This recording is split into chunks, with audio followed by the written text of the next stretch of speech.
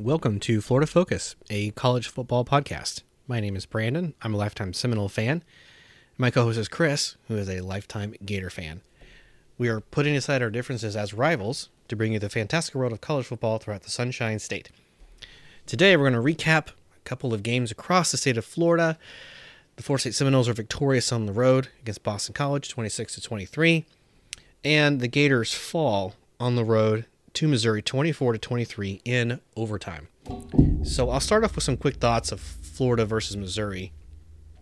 And to the casual observer, I'm going to put aside everything with Dan Mullen. This was an exciting game. The defense showed backup for Florida. This is what really stood out to me. They were able to really stop and somewhat control time of possession. And, they only gave up 286 yards I'm showing here to Missouri. That's really, really good. 4.7 yards per play. They seem to have wanted to do this all season. And they were forcing Missouri into tough spots. They were winning special teams. I'm always a big component of that. I mean, when their quarterback only completes 15 passes on the entire night, your passing game is doing what they're supposed to do on defense. So I feel like they did their job, which Emory Jones just didn't seem to look comfortable. And that kind of low scoring output is obviously in stark contrast to what happened against Samford and against LSU. So it's not the way Florida wants to play. But right now, because of everything that's going on, there's not going to be a whole lot of continuity. And a lot of the defensive staff having left, I would have thought that you have seen more of the games where Florida gives up a lot of points this year. So hats off to the defense. Florida, I know, has always had the athletes, and their secondary has always been something I've been very, very jealous of. So, another wrinkle here is we see Winnemore throws, I think, his second pass of the year. Now, this is on a trick play in overtime as a wide receiver, so good for him. But in the end, you did get some decent production from your wide receivers, just not enough on the ground. Only 93 yards rushing on the night, and about half of that was Emory Jones. So that's certainly something you would think that they would want to really clean up in the week going against Florida State. On the Missouri side of the ball, they didn't look too great either, but they made the right coaching decisions at the right time. And at the very end of the game, with the new overtime rules, I really do understand Missouri's decision to go for it. They knew their running back, I think Belay is how you pronounce it, was having his way with the Florida defense toward the end of the game, which meant UF was getting tired. So I knew you were going to see a heavy dose of him in overtime. Sure enough, he runs for a touchdown. And I was like, you know what? They're going to go for it right here and now. They know Florida's gassed. That the only time you can take advantage is on a full scrimmage play. Because after the second overtime, you're just trading 2-point conversion attempts. And they seize the moment. I'm not sure if that play by Missouri was designed to look like a bust. Because he's handing it off to a running back who's on the opposite side. And he's literally falling backwards as he throws it. But either way, still successful. Missouri wins at home. And the Gators, still not bowl eligible, falling to 5-6 on the season. Wow, what an ending. And as we know already, we've talked about this, Dan Mullen is out as head coach for the Florida Gators. As the search continues on, you really have to wonder where the psyche of the team is going into their last game of the season at home versus Florida State. How the rivalry plays into this, how it doesn't, how the players care about it, how they may not. Dan Mullen, from what I understand, was given the option to coach against Florida State and chose not to, didn't want to be a distraction.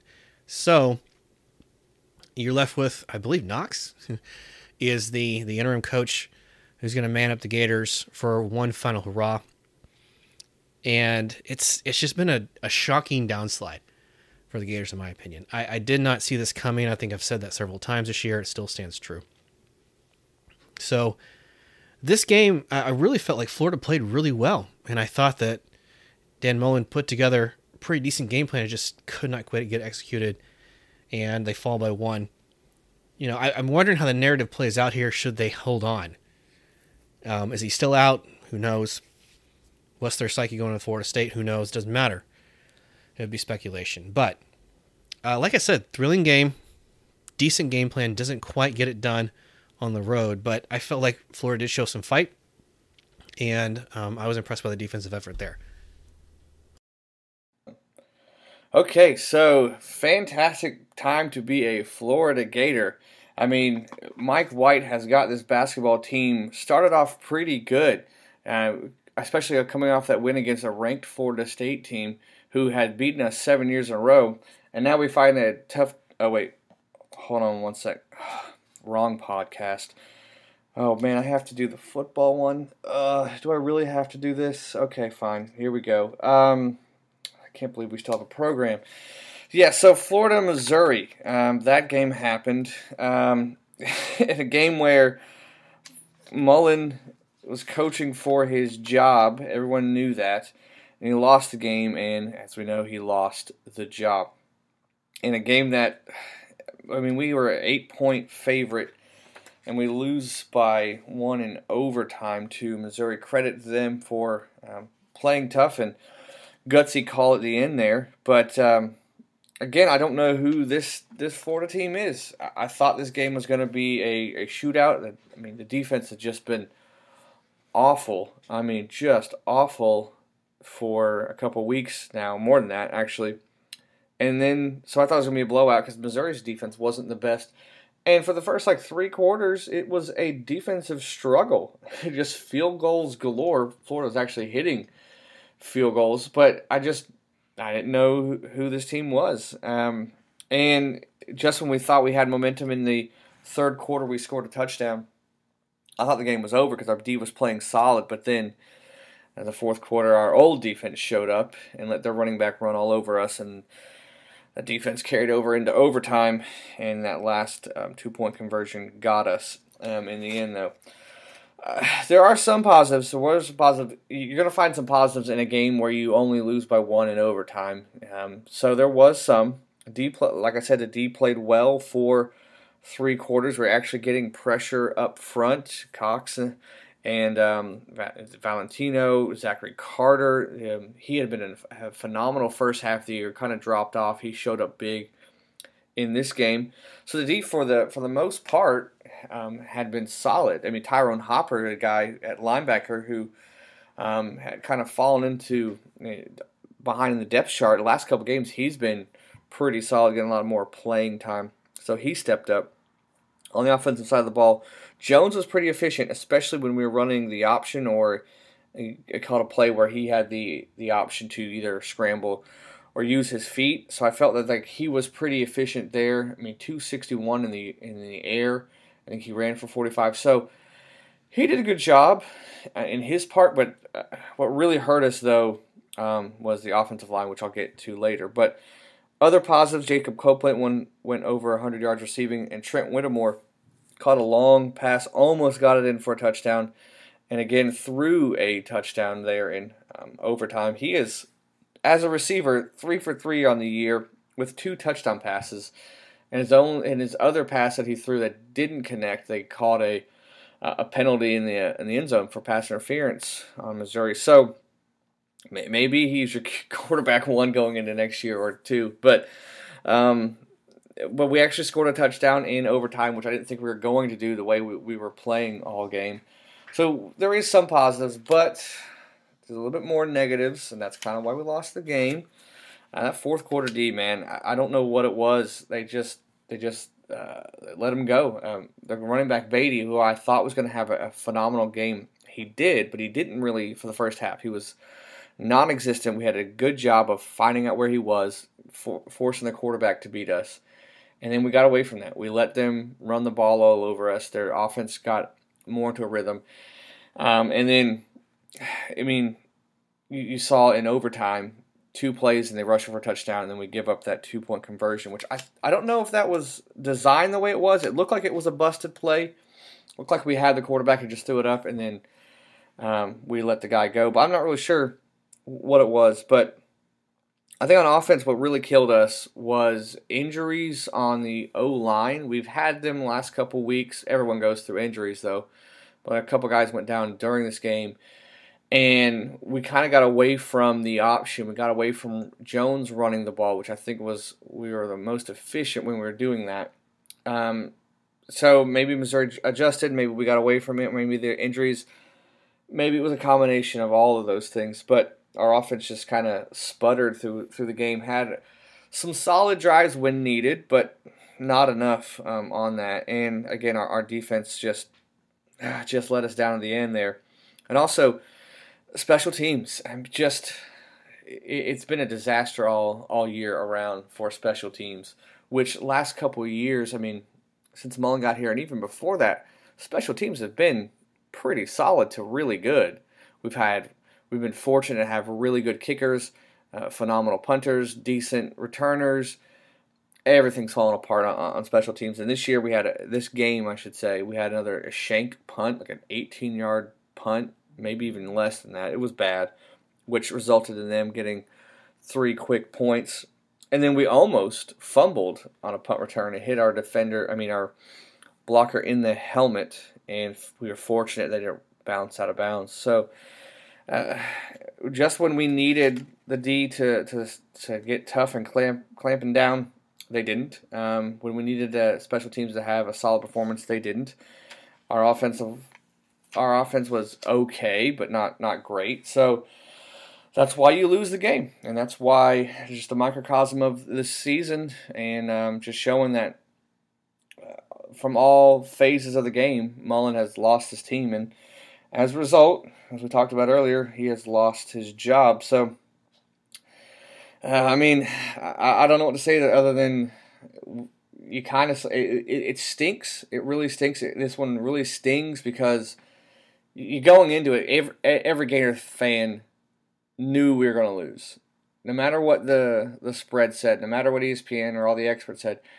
Every Gator fan was like, "What I see on the field tells me we're going to lose," and then we almost won and we lost. So that kind of stings. You're like, might just get blown out. Don't give us hope, but we had hope and it went away. So it's tough, and it's tough. We're going to see. Obviously, the fallout of this was Mullen being fired, and I don't know how we're going to respond this week coming up with FSU, but we'll get to that in a second. But Florida falls on the road to Missouri in overtime in a heartbreaker. Just one heartbreaker, one gut punch after another. That is the 2021 season. All right, here we go. The 2021 version of Florida State Boston College. I really kind of went against my gut with this pick. Just going back to taking the Boston College Eagles, historically, the worst team in this matchup generally wins. Back in 2007, Boston College undefeated, ranked number 2. Florida State unranked, goes into Boston College and wins against a Matt Ryan-led Eagle team. And the last couple of years, Florida State's kind of had Boston College's number, beating them in what ended up being Jordan Travis's coming out party to be bowl eligible just a couple of years ago. So I think it's pretty obvious that with Jurkovec, Boston College is a better team. But again, with my doubts earlier, the Noles just probably don't have the pieces to stop them. But here we go. All right, opening kickoff, Florida State could have covered a little bit better. We're lucky that they only got out to the 25 on the return. Good job on the defense to stop Boston College on their first possession. You always shriek or cringe a little bit when you see a defensive back or safety drop an interception, but force them in 3rd and long after giving up a decent long pass of 20-plus yards, able to hold tight. God, it's always frustrating just to not only convert on 3rd down and have it work constantly this season, inconsistently this season, but then you actually convert one here in the red zone and get 1st and goal and it gets called back. So we set up on 3rd and 21. Fortunately, Boston College not very disciplined on their coverage and it calls for the PI. But man, and the next play is actually good to see Toa Philly back. This was a guy I thought maybe last year would be probably our number 2 running back the entire season, but injuries have just had him in and out of the lineup this entire year. I think last week he was not even dressed. And so to see him back here, he doesn't have a great run, but I'm glad for the guy to be back on the field. And there we go, giving up a sack, having to give the ball back to Boston College, but great job on the defense to not allow them to get past the 11-yard line, so they're having a punt from their own end zone. And great read by Jordan Travis. This is the problem he constantly gives defenses is on the first possession, again, the long pass to the tight end McDonald, he fakes the run and then he untucks the ball and throws it. You have to be so aware of this guy, otherwise he'll just take off and kill you. And on this instance, we actually had someone in the secondary for Boston College, or front seven, rather, that was going to break on the inside and try to slip on the offensive line. But when he had to cut back out, he slips and falls. That allows us to rush for a first down, so it keeps the drive alive. There you go, Terry Wilson. Catches the ball and comes back and makes a play. It kind of reminds me of a move Dakota Fagg used to make. That was something the Florida State offense used quite a bit. They would actually have him running across the formation hash to hash, and then he would cut backwards to weave the defense. So it's just always refreshing this year, and knowing we're not going to get very many good plays from our wide receivers to see a play like this. Plus, he had a decent punt return right before that. So Terry Wilson early on contributing. Man, our D-line is just eating up Boston College early on. Love it with the big tackle. And unfortunately, we have a guy who is called for targeting on the previous play for number 10. Jeez. Oh, man. Well, I'm not going to comment on that rule. It just constantly presents more problems than I think it should, and I'll leave it at that. The defense does hold here. Jermaine Johnson just continuing to cause pressure and making offensive linemen just second-guess every move that they make.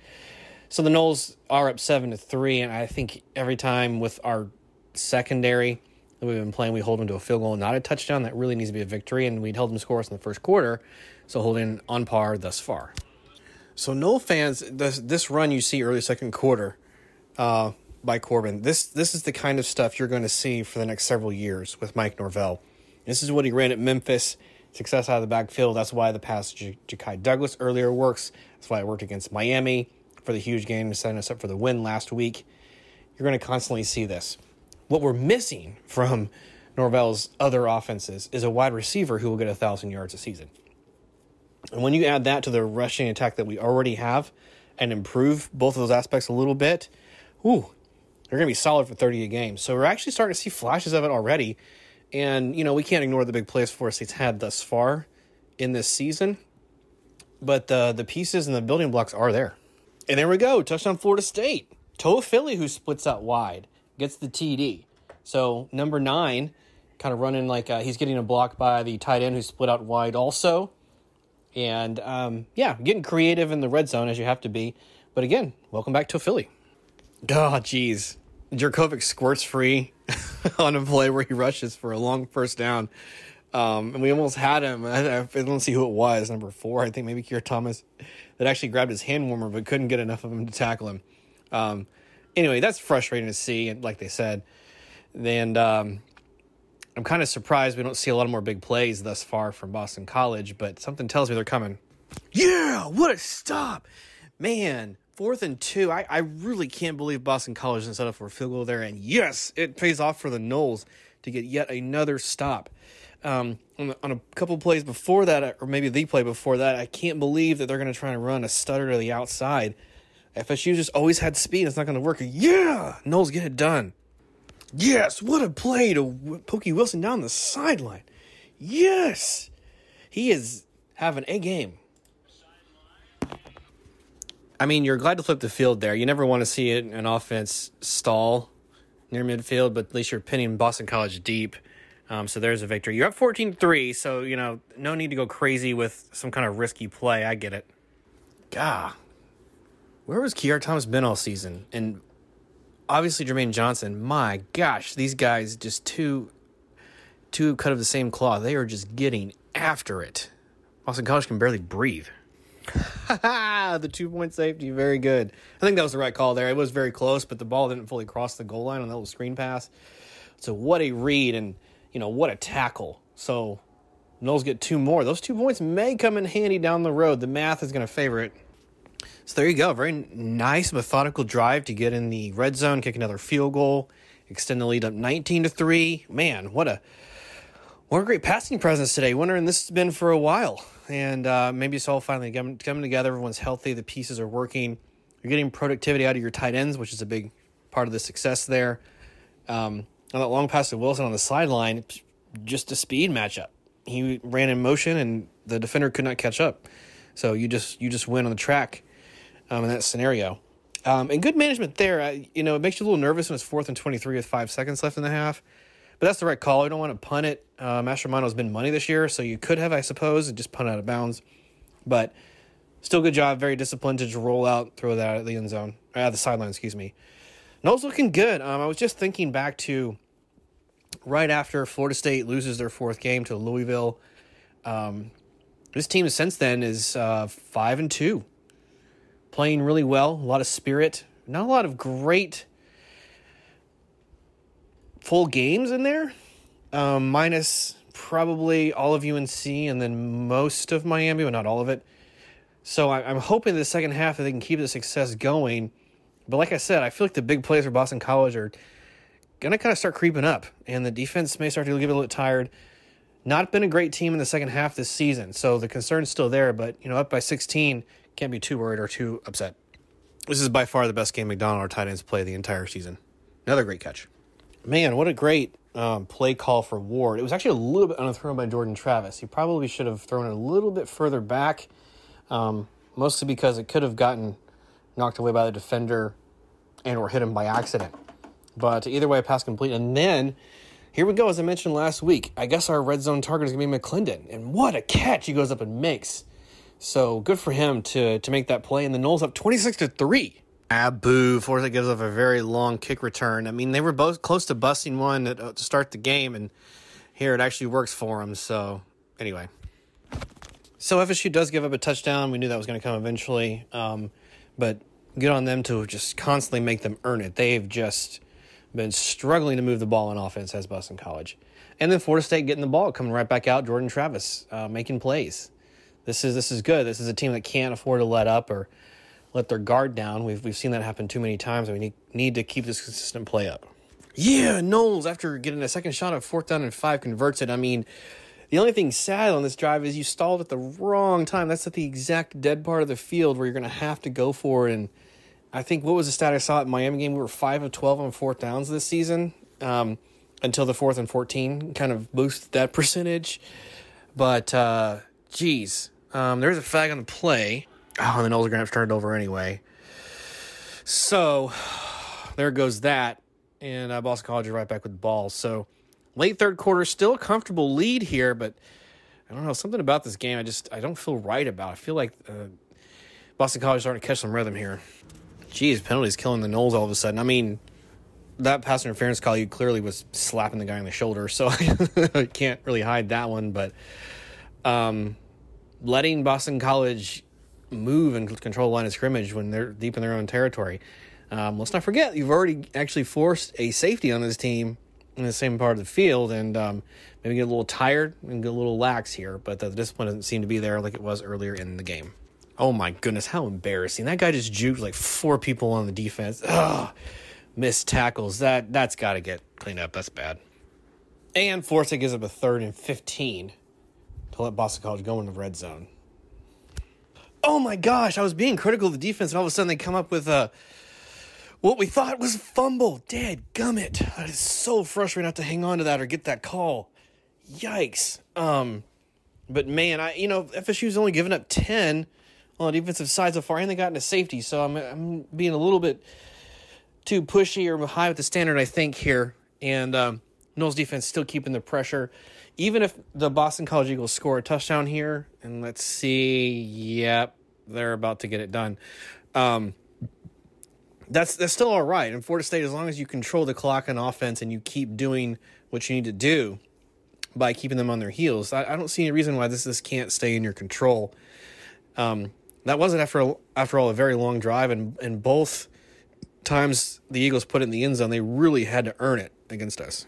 Akeem Dent stops the 2-point conversion, but, I mean, Cooper's really the one putting the pressure up the middle. I understand why you're going for 2. You want to cut the lead to 8, but you just I just don't like it. I understand it's the fourth quarter and inside you're down. I understand your offense is taking a long time to score if you're BC, but I really would have kicked the extra point there. I mean, come on. 3 and out, that's your response to their touchdown, and then a penalty on the punt. This is making me nervous.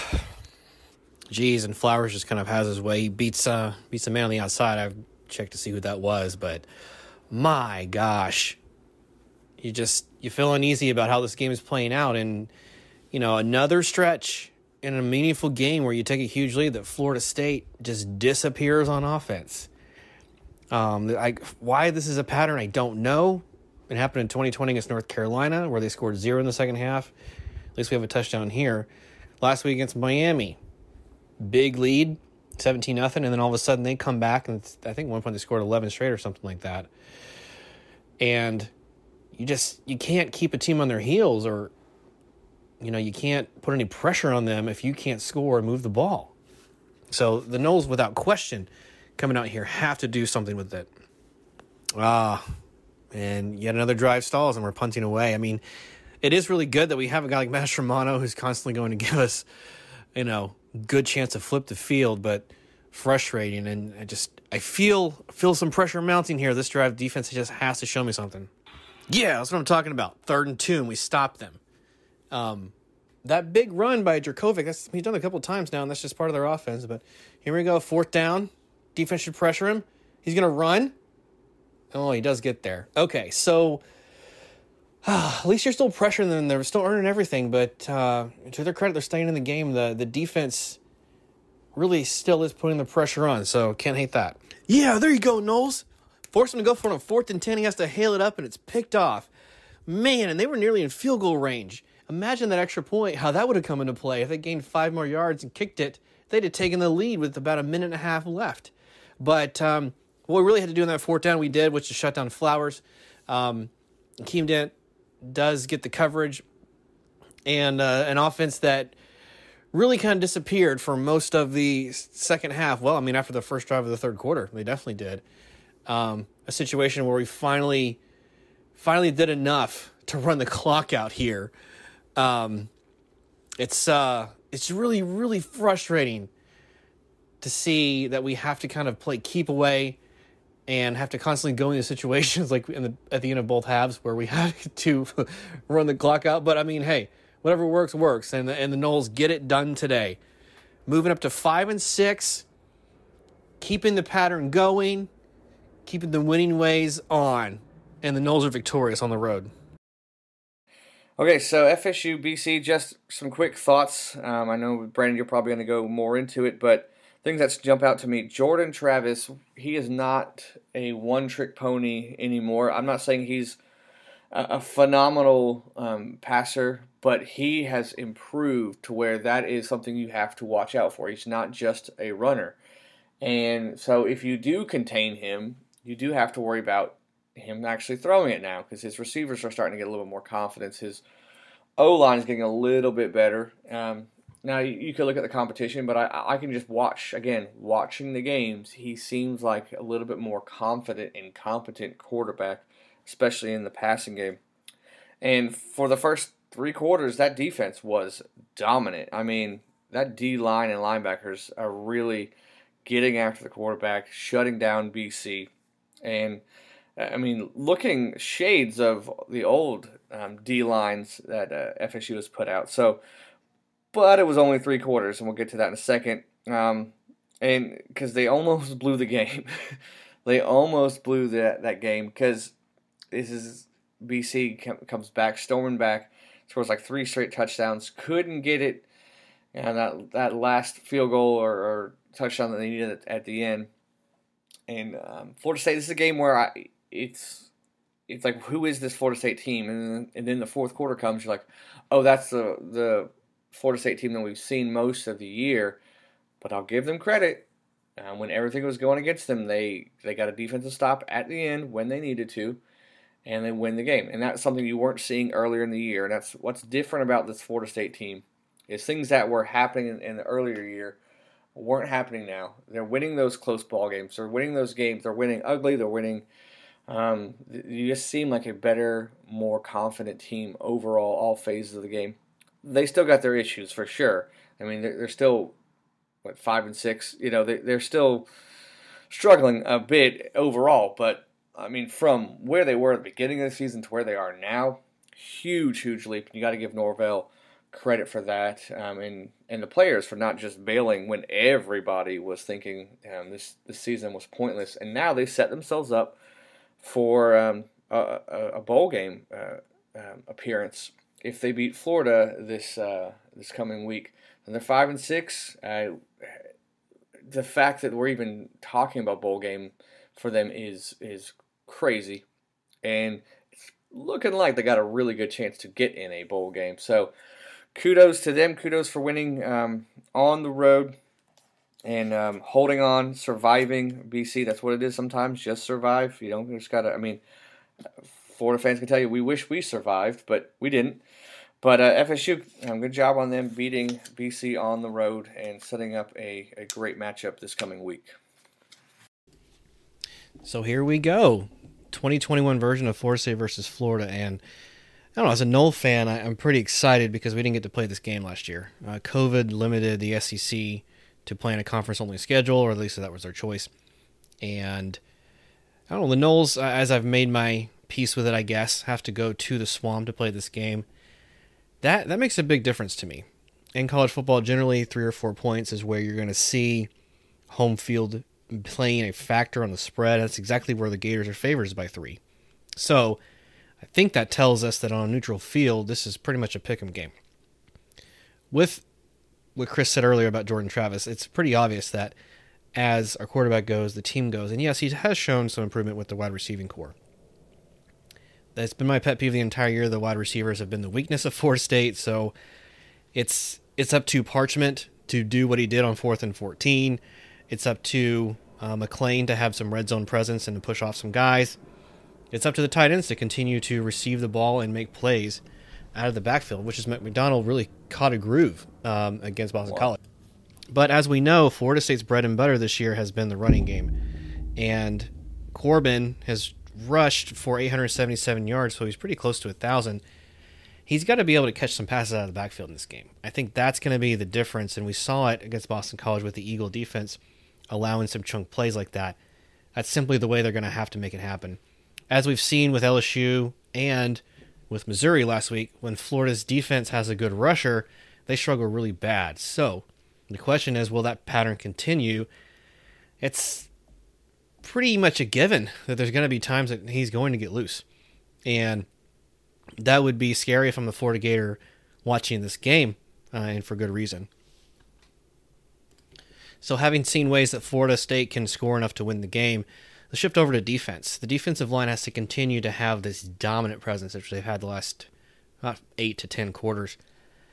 It's refreshing to see the defense playing so well late into the season. And guys like Keir Thomas coming up, causing quarterback pressures. I mean, if we get 3 or 4 sacks, Florida's offense may get frustrated and not move the ball at all, and that would be a very good thing. So that has to be where it is. The other scary part is the secondary. Are Brownlee and company going to give up pass interference calls? Are they going to allow deep plays down the sidelines? Are we going to allow deep, long passes? I mean, we've already seen it twice this year. Florida State's given up a Hail Mary on defense. So you got to be careful. This is that's scary territory. Now, if we're going to play the secondary up a little bit closer, Brownlee's really good on, in the front 7 area, as long as the ball's not going deep. But, maybe Travis Jay has the best game of his season. Maybe he doesn't play at all. He's been sat a lot because he has not been effective this year. And that's where I am on the defense. The linebackers are also a pretty big weakness, so if they want to get stuff over the middle, they're probably going to get it. And then special teams has taken some strides. Geez, we're back to the point at Florida State where we're scared to catch a punt. And there could be a couple reasons for that, but the biggest thing is I think we're afraid to muff it and turn the ball over. But even if we are catching it and fielding it, we're rarely returning it, and sometimes we're just letting it go behind us, which is going to kill us in field position. So those are some things that Florida State has to watch out for. Okay, moving over to the Florida Gators.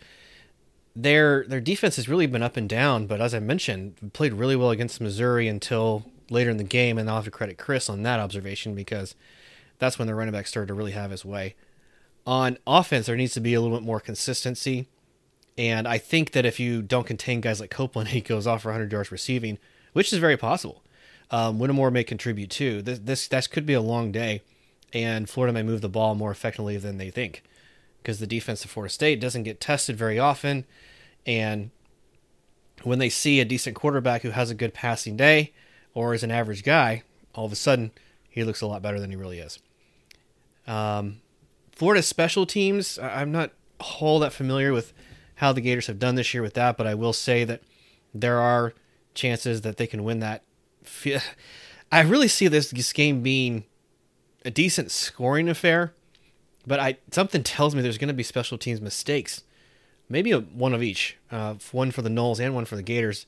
It's really hard to say. The Noles have looked better in their last 7 games, but the cracks are still there. We still haven't missed a field goal from last week, and I don't know. I'm still not sold that everything there can be comfortable. Probably Mascherano, the punter, is the strength of the special teams unit, and there are some key plays, weird to say, but a punter has made for us that have kept us in a game and kept the field position in our favor. So I think the Gators at home is going to be a huge advantage. They've played better than themselves a lot of times in the swamp. And to me, a lot of their struggles have been on the road. However, this game means more and takes on a lot different meaning because of the fact that both teams are 5-6. Winner has a non-losing season and goes to a bowl. The loser season is done. We really don't know what to expect from the coaching from the Gators, given that Mullen is now out. We've seen it go both ways. I know Chris is going to point out Ron Zook in 2004. Guy on his way out, he goes into Doak Campbell Stadium, and he beats Bobby Bowden on the day that they name it Bobby Bowden Field. An interim guy who was just done. Muschamp had his struggles, and he got a win over Jimbo Fisher at Florida State. So sometimes these players get up for an interim coach and they play out of their skin. It's very, very possible. However, for the first time, I think, in 3 weeks, I'm going to take Florida State to win this game. I'm going to take the Noles to win 31-28 in a very interesting affair that may come down to some block kicks, some interceptions, maybe some points off turnovers. But for all you Nole fans listening out, this is me finally believing that the team has turned around. Now, is it against great competition? Not really. Is it an improvement from where we were? 100%. Do I care if we lose this game? Of course. It's a rivalry. But I'm also kind of content because preseason I thought Florida State was a 5-win team this year. And that's exactly where we got. We even recovered from a bad loss at Jacksonville State to get here. So, win or lose, I think in my own mind you've accomplished some goals. But I don't want to just accomplish some goals. I want to beat the Gators. So, give me a 31-28 victory in the swamp. Like I've been saying since about late September, a loss or a win won't surprise me at this point. Go Noles. Do we have to play this game? Let me just start off saying, do we have to play this game? I think a lot of Florida fans are just so... the word that keeps popping into my mind is apathetic. Just kind of whatever. This game is just whatever. At this point, it would make sense. The way this season has played out, it would make sense that Florida State would come into the swamp and not only win to get into a bowl, but beat us to knock us out of a bowl. And I mean, it was just fitting. It was fitting that everything lines up. And I said it a couple weeks ago, Brandon. I said it a couple weeks ago. It's looking like it's going to be, and you're like, nope. I'm like, nope. This is good. I just saw. It's kind of like when you're on a train track and the train is coming, and you're like, you see it coming, but you're like, nah, that train's not going to hit me. I'm good. And everyone's like, no, get off the train track. Well, I mean, that train is barreling down Gator fans right now, unfortunately. On paper, these two teams are very similar. Very similar. I mean, as far as points per game, points allowed, yards allowed, a couple things that stick out. But for the most part, I mean, we're both 5-6. But the thing I've just been saying the last couple weeks, if you watch the games, I don't think this is a close game. Florida's favored by 3. I don't know how. I don't know who makes these spreads. I don't believe that they watch the games because we are not a 3-point favorite to anybody at this point, let alone a Florida State team that is on fire. These two teams are going in the opposite directions, and they're gonna collide. And I know that there's ways that Florida wins. There absolutely are ways. We do have the fact that it's at home, right? But it's a noon game. So if it was a night game, I think that would be a huge push. But a noon game on a team where you just fired your coach, where you just come off on another heartbreaking loss, I don't think anyone... I mean, I know personally of a couple of friends who have sold their tickets because they're like, why am I going to go to see us lose? They're just kind of done with this team this year. I mean, that's the sentiment for a lot of fans. A lot of fans what they're really thinking about is Mullen being fired and who's going to be the next coach. They're overlooking this game because it's kind of like, yeah, let's just get it over with. It's just kind of whatever. Obviously, if Florida State plays like they did at the beginning of the year, we have a shot. If Florida State turns the ball over, we absolutely have a shot. But, I mean, O-line injuries, we're looking like Emory Jones as of now. He's not going to be playing. He had a leg injury this week. I've heard for anything from ankle injury to ACL, so I don't know. But regardless, he doesn't look like he's going to be playing. So you got Richardson in there. He's been banged up the last few weeks. The last time that we saw him in action was that Georgia game, which was pretty rough to say the least. Obviously there are ways. It's a rivalry game. Maybe the fact that Mullen's not there and you got some interim coaches coming in, the players are going to rally around the interim coaches. Obviously, we've seen that with Florida State in the past. But the coach that is going to be coaching is Greg Knox, who's the special teams coordinator, and I'm like, fantastic. A unit that has been subpar all year. That guy's going to be coaching in this game. I'm like, nothing against him. I mean, previous years have been fine, but this year specifically, he's done an awful job, and now he's the head coach. I'm like, does not give me confidence at all.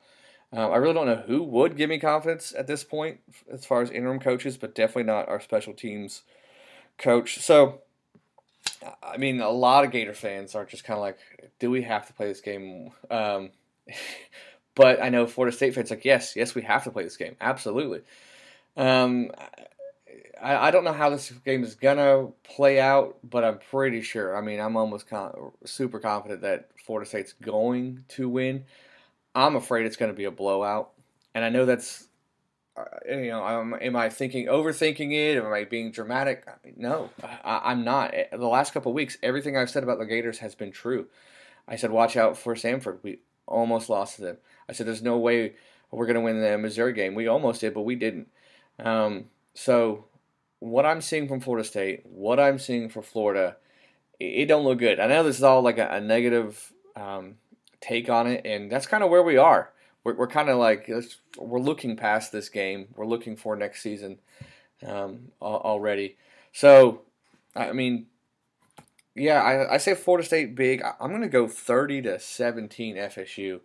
I think the Seminoles get it done. I think maybe we keep it close for a quarter or two, but I don't think Florida State's pass rush alone is going to eat us alive.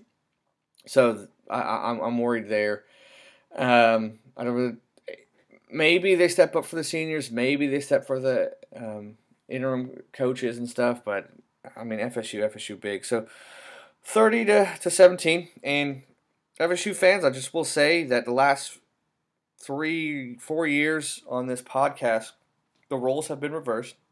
I've been the one, my team, where they are winning and they've been on the up and up, and y'all been through a couple of coaches, but this is your time. I must say, this is how the turntables, as Michael Scott would say. We're going down. Your guys are going up. Kudos to you. You've earned it with those that have been patient have earned it. Now it's the Gators' turn. We have to be patient. We are going to be the ones that are on the bottom, climbing up. This game's going to hurt. Recruiting is going to, obviously, we've seen recruits already dip. Florida State's been picking them up. Interested to see who Florida gets as their head coach. That might help a little bit in recruiting. But, the next couple of years, it's going to be our turn to be patient and frustrated and